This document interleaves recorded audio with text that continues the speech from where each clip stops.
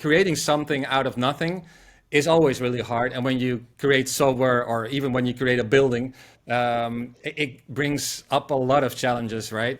And so that's why I always refer to that quote when things are getting rough. I mean, if it was really that easy, everyone would really be doing it.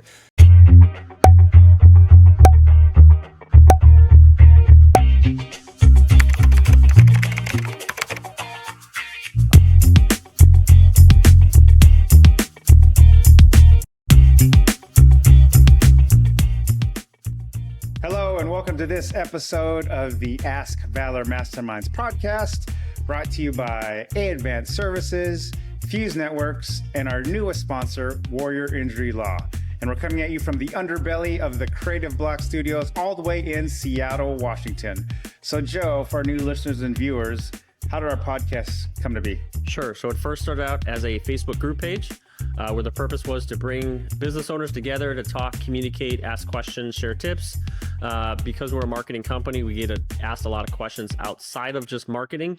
So we thought, what a better way than to start a podcast and bring on different guest speakers from really around the country and around the world on different topics that are relevant to business owners and entrepreneurs.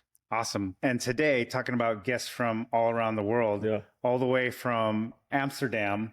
Joe, who do we have on our podcast today? We have Frank. I'm going to butcher your last name. Is it Husmann or Husmann? Yeah, it's Husmann. Thanks for having me, guys. Yeah. Awesome. And the topic today is your brand, your authority. So before we get started, Frank, could you just introduce yourself to our audience of who you are, what you do, and how you got started? Yeah, sure. So thanks again for having me. And my name is Frank Husmann. I'm the owner of Maxiality Agency, and we are a B2B SaaS marketing agency. And what we're doing is we help B2B founders to show their expertise. And this way they become the authority in the industry and they'll never have to worry about new business again. And it's something that we do in the form of authority marketing or founder-led marketing. And I think it's a new way in B2B to show what the expertise is really about. Because in B2B, it's always about features or the things that they do, but never about the problems and about the things the founder knows, because they can tell it really well. And this is really a shift that I've been seeing actually in the SaaS space. I'm an ex-SaaS founder myself. I ran a SaaS for 5 years and sold it. So I know a little bit about the SaaS space and also about B2B, of course, and how the world has changed actually in the whole B2B marketing space. So hopefully we can talk a little bit more about that later. Well, it's intriguing for us. One of our services we offer as an agency is SEO, and authority comes through a lot. So we're really excited to talk about your brand, your authority, claim your authority, and be kind of a client magnet and everything. So did you have a question before we got our question? How did you get started doing what you're doing? Yeah, so I really love everything with computers online and the whole blend of sales and marketing. So at some point I had an agency, I've been an entrepreneur for 23 years or so. So I had an internet agency. At some point I was consulting, and then at some point I started my SaaS, because there were so many overlaps, and then, well, now we are right here. I'm helping other SaaS people just get successful, basically. So that's the short story of the route that I took. So for our viewers who may not know what SaaS stands for, what does SaaS stand for to our audience? Yeah, software as a service. So basically everything you do in the browser that is like a tool or software. It can be Gmail, it can be Calendly, it can be Canva, whatever you use to create or do something. That's basically software as a service. So you rent the software, you pay a monthly fee or a yearly fee. That's what it is. And I think the biggest one is Salesforce, probably. So let's get to know you a little bit more. Joey, can you ask the first question, please? Yeah. What are some early lessons learned as an entrepreneur? Oh, yeah. So early lessons. Well, I think one of the most important ones is talk to your customers, which might sound as something that you should always do, but it always amazes me that so many people invent things with the doors closed and the windows closed. And then when they go out, they have done, 1 year, and it costs a lot of money. When they go out, there's nothing, like crickets. So yeah, just talk to customers as much as possible. And it doesn't really matter if you're running a software business, an agency, or even if you're a dentist. I mean, there's always things to improve, right? It can be the music when you're in the waiting room or the phone service or whatever. And I can't stress that enough. And I see this happen a lot in the software space. Awesome.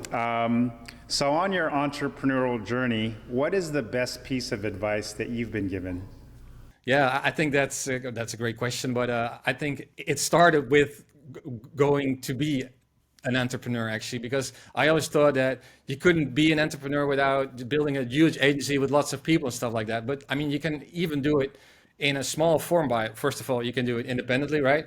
By freelancing. I never really thought of that about 23 years ago when I started out. And someone else had to tell me that, I mean, you don't have to be the next whatever IBM or whatever you think is an entrepreneur. You can just start really small. And that never occurred to me. So just go out there and do something of value. I think that's been really helpful to me when I was in that state of mind. And after that, I mean, even nowadays, talent is everywhere, right? You can go to Upwork or whatever site that you can go to hire the talent everywhere. And you don't even have to have them on the payroll most of the time. Of course, it depends on whatever business you're doing. But I mean, you still can be small, have a great lifestyle if you're aiming for that, and well, make some money on the side as well. Right on. What about, so what is, why is marketing important? Yeah, well, that's a great question. This is because when you're in an early stage company, and it doesn't matter what kind of business you are, most of the time the founder or founders will do the selling, right? They will have their own network, and they will family and friends, whatever it is, right? Or they go to local meetups, and at some point it will dry out. And this is sometimes the interesting part, because they'll go like, so what do I do now, right? They might not even be that good at sales. They didn't do any marketing apparently. So if you use marketing, you can create like an undercurrent of people who you build trust to, and at some point will notice that they have a problem.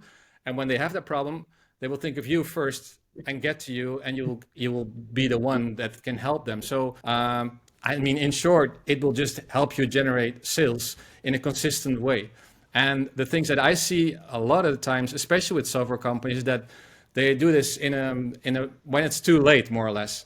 And one of the things that I hear a lot is that I should have started SEO earlier, or I should have put my face on LinkedIn earlier. I should have taken it more serious. I thought socials was just for TikTok kids and stuff, right? Or Instagram. I hear this a lot, actually. So yeah, I think this is a medium answer to why you should do anything with marketing in your company. Awesome. So now we come to the part of our podcast, our A Advanced Services Pump You Up Quote of the Day. So I'm going to read this quote, and Frank, get your thought on it. So something you shared with us. So if it was easy, everyone would do it.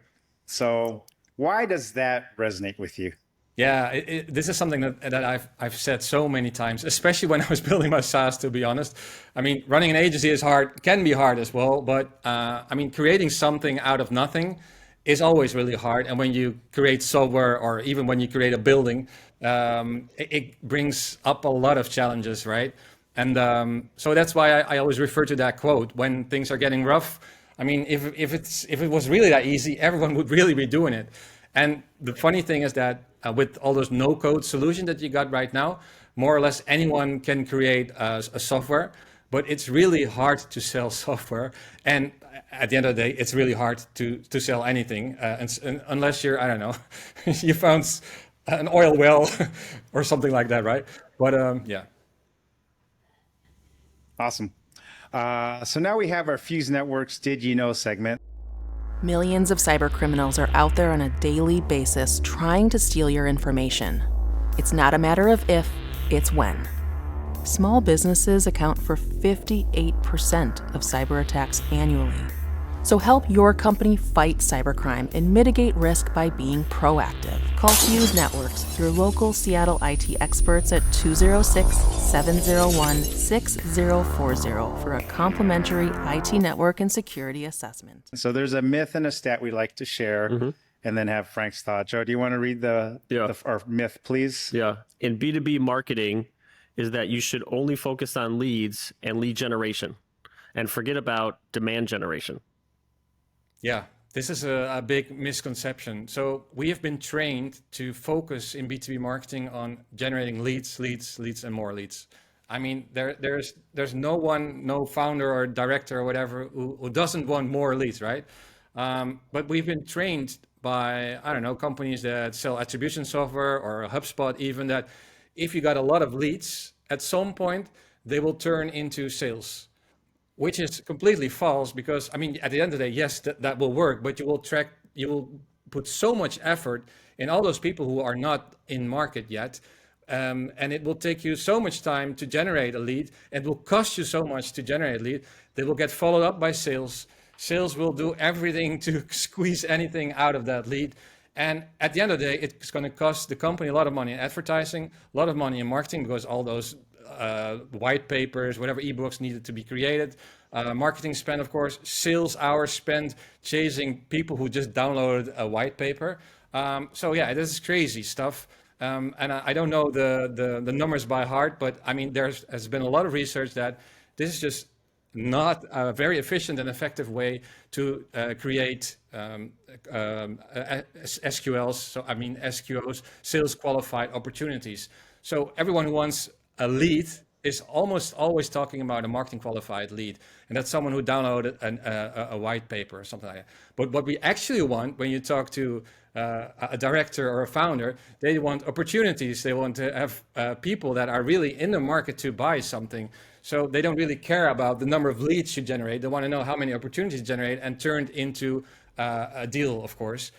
So yeah, if you swipe that or change it the other way, you have to focus not only on the 3% of people who are in market. Those are the actual people looking for a solution to your software, but just focus on the 97%. Those are the people who are not already in the market, but they will have that problem at some point, and you have to be on that short list. They always know a company when you want to have a new website, when you have a new hosting environment, whatever. You always know a couple of names, right? So how do you know these names? Well, that's the whole idea of becoming the number one brand in your industry, showing your authority, and by focusing on demand generation and not capturing all those leads. All right. So I'm going to read this stat to you, get a thought, and then we'll get into it more, our today's topic. So we've analyzed the LinkedIn profiles of over 100 plus SaaS founders and noticed that the top 5 founders who use their personal brand on LinkedIn to generate leads and sales here's what you found out, have 15 posts per month versus 2 for the average founder, have 42% of posts about thought leadership versus 8% for the average founder. So talk to us about that, because it we kind of transition it now to the topic, becoming an authority, establishing that. Talk to us about that, please. Yeah, so I mean, we got a lot of cases of the things that work, but what we also would like to do is do some benchmarking. So we analyzed about 100 plus SaaS founders, how they are active on LinkedIn, because LinkedIn is the number one B2B platform to be. And of course, you need to be in Google as well, and there are other places, but for most of our clients, LinkedIn is the number one spot to be. And what we notice is that there are a couple of founders that are really doing authority marketing well. They show up on LinkedIn, they connect with their audience, and this way they grow their company.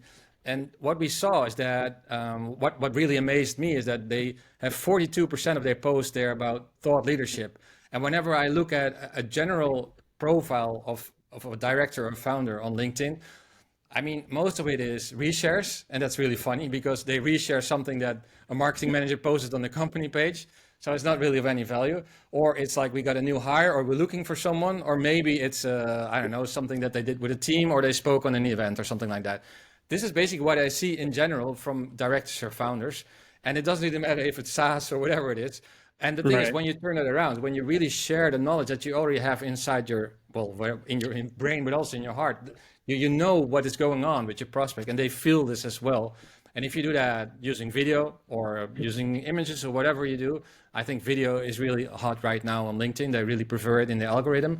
And when you talk about those problems and show your expertise in just 1-minute clips, then people will make a connection with you. And at some point, they will know that when you have a problem, you know who they want to call, right? And the way that we do it is we just do a 1-hour interview with the founder in the month. And we create a lot of content about that. And this content is, like you mentioned before, in SEO, we need authority content as well. But we don't need another, what are the 10 tips to implement a CRM for your whatever business, right? We want real experience, the things that you have noticed when you implemented that CRM.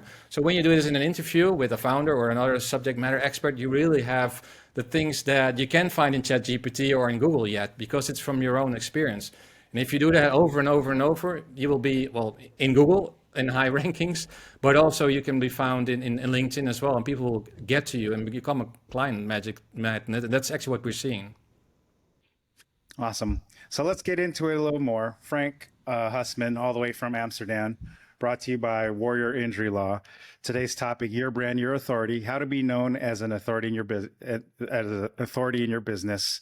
Claim your authority and be a client magnet. So when I think of a magnet, there are forces, seen, unseen, that draw you in, right? If it's positive, negative, positive kind of clashes and everything. So when you do these interviews or you're talking to new clients, or more so for the everyday entrepreneur listening to this podcast, like if you're a roofing company, even a house cleaner, you're an attorney, a dentist, whatever you are, what are some basic things that people should start thinking to apply some of the principles, if they don't have a chance to talk to you, that they could implement in their business? Or what are the kind of the building blocks? Yeah, well, great question. So first of all, you need to know what is your key topic that you want to talk about. And it doesn't really matter what kind of business you own. There's something that you really want to talk about that they should know. And there's also always some sort of intersection that you can think about. So maybe, for you guys, maybe it's something that you really want to talk about is how to show up in Google, right? So Google and SEO could be one thing. And for me, it's authority marketing. How can you be a thought leader? What are the things that are important about being a thought leader? So there are all these, so that's the main topic that you want to talk about. And you can divide it up in subtopics if you want. And based on top of that, you need to ask yourself a couple of questions. And these questions are basically, what is something that you completely disagree with in the market? And something that for me is that you shouldn't focus on lead generation. You should also focus on demand generation and being top of mind in the 1 in 8 companies that are on the list when someone makes a selection. So these are the things you need to think about. What has been your journey? What are the lessons that you learned that you can share with your audience, with the people, so they can trust you? So I think these are the two main things. What is your main topic and subtopics? What are some questions about these topics that you can answer? And these are often also questions that you get in sales calls or in support calls or after sales or whatever. And if you just list them or talk to the people in your organization, you will have content for, I don't know, at least a year to create. And the way that you can create, just really easily with your iPhone or whatever you got, right? Make sure that you're in a space that doesn't have a lot of noise in there, and then just record it. And at first it might be a bit hard, right, to answer these questions. So you don't need to use the video if you're not happy yet with it, because you can also create a blog article out of it or a social post with an image or whatever. But my advice would be to go the video route as soon as possible, because you get used to it. You need to just get into the whole system of doing these things. And to be honest, it's really easier as well, because you have so many tools right now that can transcript anything for you. It's just setting apart some time to do all these things, and commit for a couple of months at least, because it's not going to be a silver bullet that will generate anything by tomorrow. But I think it's also back to the question you asked: why should you even invest in something like this in marketing? It takes time. It's just every time it's another drop, and at some point, yes, you'll definitely be an authority in your industry. Do you not think that just shooting the raw footage, so to speak, and just posting it is better than editing it and then posting it later? That way people get a true sense of who you are? Yeah, so that's interesting, right? Because there's a whole debate going on in the video space if you need to do the Michael Bay special effects or not. Let's put it that way. But the things that we do is talking head videos. They are barely edited. There are no weird things or emojis or weird stuff in it. No jump cuts, or it's just the raw footage. It's like having a conversation like this. And the great thing about this is that you build a connection with a real person. So the feedback that we always get is, yeah, I've seen your videos. I know who you are. I've seen you. And it would be a bit different if it's always this polished look with all these, so there are different streams, right? But my advice would be start with something easy that you can even do yourself. That shouldn't be that hard to do, or hire someone who has some skills, but don't over edit it, to be honest. That would be my advice for this type of videos. And at some point in your journey, you might want to just scale it up a little bit. But it's also something that you should check with your audience, right? Because maybe you will attract people that maybe are not into your audience. So that's also something to keep in mind. So two things I want to ask you. So first question is, so when people, once they watch this or they have the idea of becoming an authority in their business, is there something you see a lot of businesses, companies do wrong when they say they're doing it? You know, like, oh, I'm doing this. I'm listening to this episode, Authority Marketing, I got it. I'm doing this. Is there a common denominator when you see businesses do it, that something they're doing wrong? Yeah, I see a lot of these questions that have been answered like 3,000 times. And that makes no sense, because you can either Google it already or you can look it up in ChatGPT. So if you do something like that, make sure that you put something of your own personality or your own background inside of it.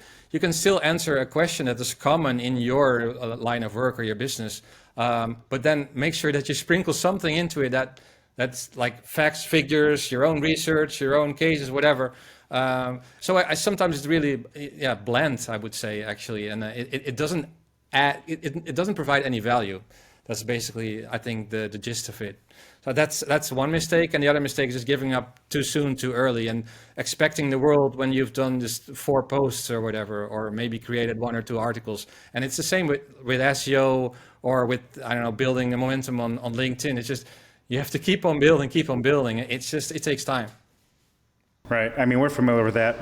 When our clients do SEO, it's not the silver bullet. 1 month, it's going to work. It takes time to build up that authority and everything. So I'm going to put you on the spot. I have another question. So I know you work with a lot of SaaS companies, right?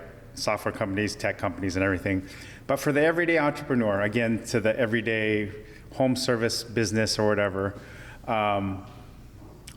what do you see kind of an opportunity or like a pathway for them to, you know, like, what's the thing to push them over the edge? You know, because a lot of them are intimidated by getting in front, like, oh, I don't sound good, I don't look good. They're an authority in their field. They could tell you anything about a roof, cleaning a carpet, whatever. But there's that block of, I can't do this. You know, software companies, yeah, they do it. TikTok, the young kids do it. But a 40-year-old, 30-year-old, 50-year-old business person, why would they get in front and do this? Or you talked about doing it simple, but even the simplest thing to get someone out of their shell is really intimidating. What could you say to those people right now? Yeah. So the funny thing is that even the people that I work with, I mean, those are tech people. They're most of the time, they really like to work at their computer and don't talk much to people. So, I mean, it's actually basically the same. It doesn't really matter that much. But those people, sometimes they raise money, right? They speak on conferences, whatever. So they talk to clients as well. So when you boil it all down, it's just having a conversation like we're having right now. Don't make it too big.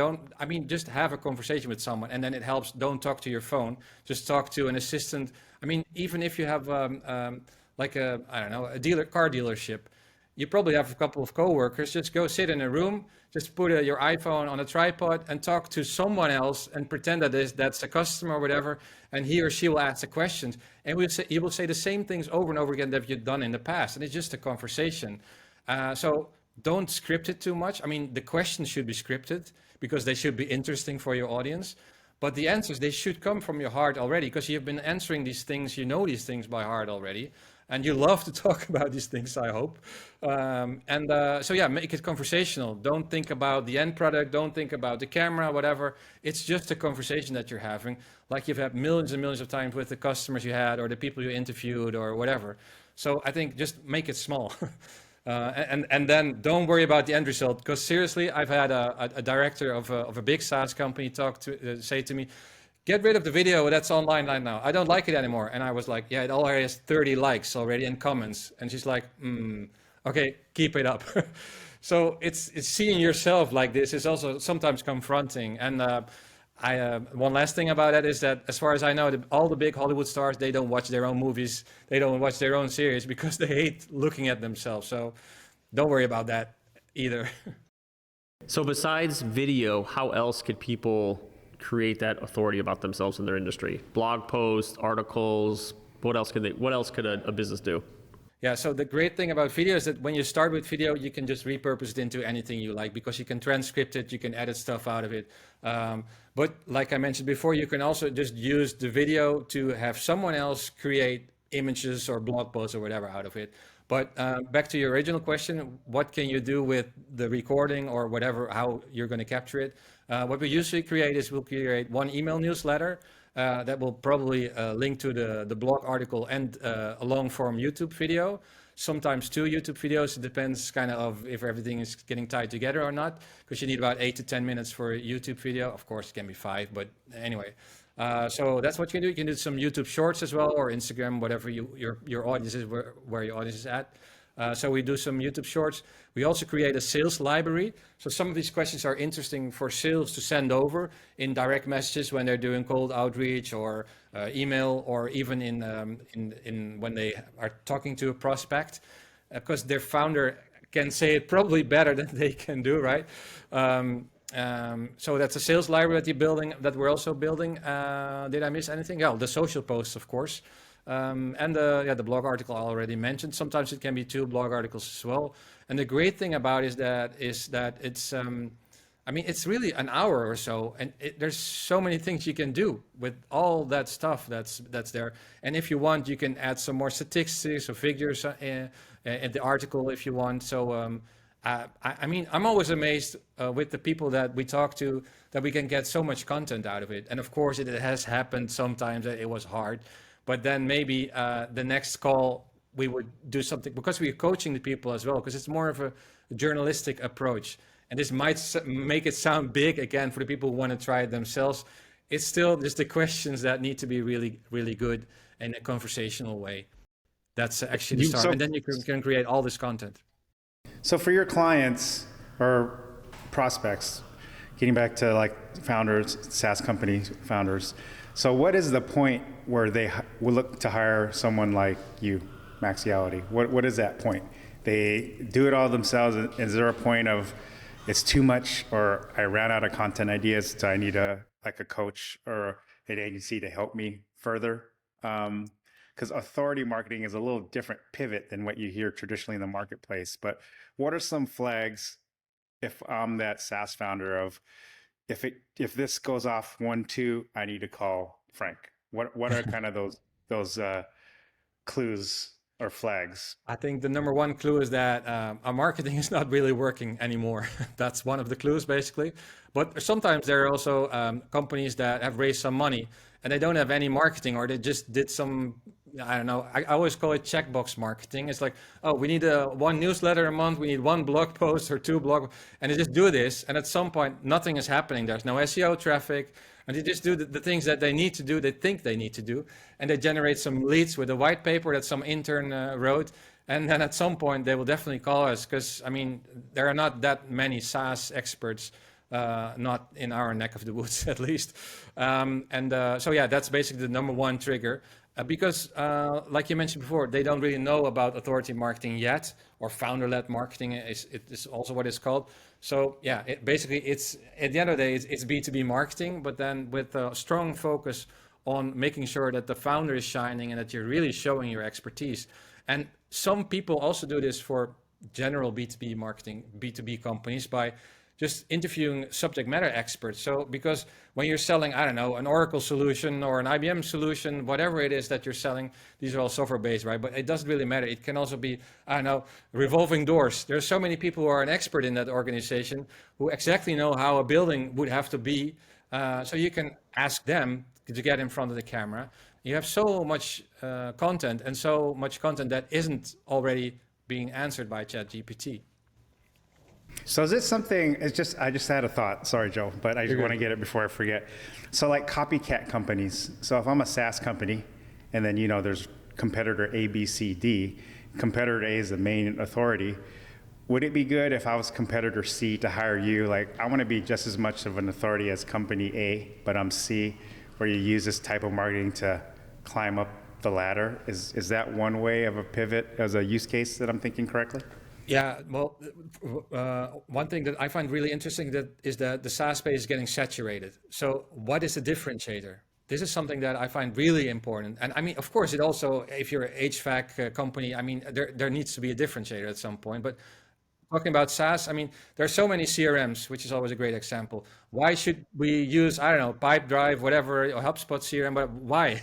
And if you really boil it down, people make emotional choices, even B2B buyers, even though we all think it's rational. So we need someone that, if we see someone that we can trust, who talks my language, your language, then it's definitely a differentiator. So I don't really think that, I don't see it as just getting to that same level, because we don't know how they built the authority, right? Maybe they had an enormous Series A and B investment because they have so much money, so they could do all this stuff. And maybe you don't have that money to do that. So it's really a differentiator. And at the end of the day, people buy because they trust you. And if they really see all the check boxes, and when you're comparing CRMs, they're almost all the same. And maybe that's a bit too much, but so yeah, it definitely is a big differentiator and a big way to make sure that you're there in the market and that you know what you're doing. And then the solver is just a way to make sure that you can solve the problem. It's just a tool. So you brought up transcription earlier. So where would a business owner use their transcription if they're from their video that they created? Yeah. So I mean, don't throw it in ChatGPT, but yeah, I mean, it helps, of course. But the way that we do it is, yeah, we do have writers who look at the transcript, and we make notes as well when we're recording something like that, so we know where the snippets are. And yeah, we use software like Descript, for example, that just makes the transcripts for us. But you'll go to a writer, and that writer will create a blog article out of it, or create a social post out of it, or anything else. And there is, of course, sometimes a little bit of assistance from AI. By the way, the AI already did the transcription. But sometimes we need, I don't know, something from that article. But yeah, it is done by real writers, by real humans.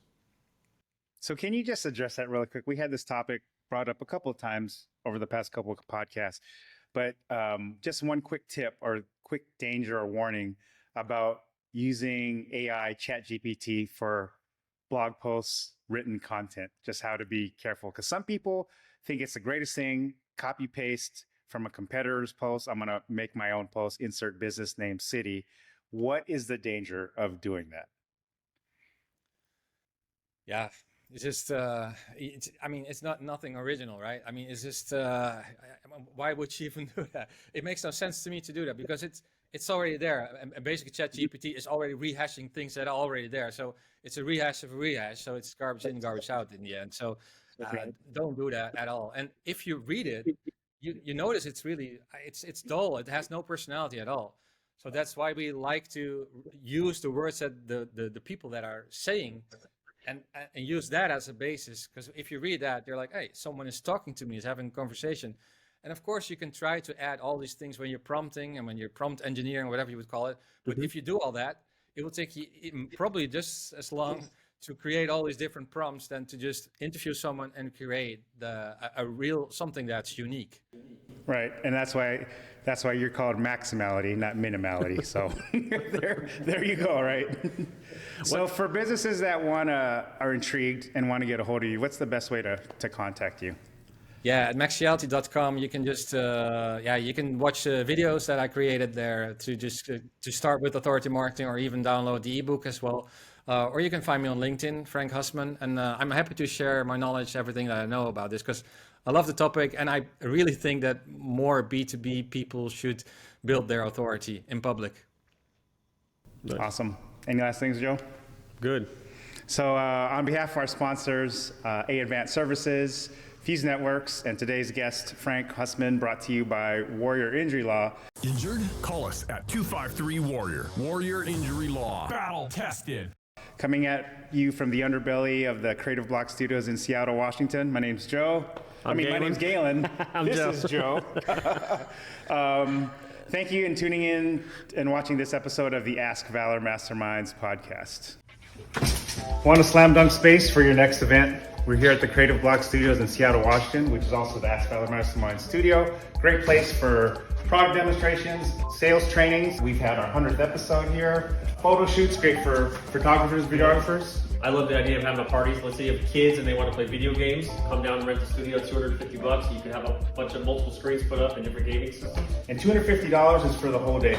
You have it for a full 9-hour slot. So if you want to, for 2 hours, 4 hours, the full time, $250 flat rate with all the resources available, Wi-Fi, private space, right outside the heart of Seattle. So easy to get to from multiple people coming from all over the place. But what a great promotion. Just to the end of 2024. Check out Creative Block Seattle.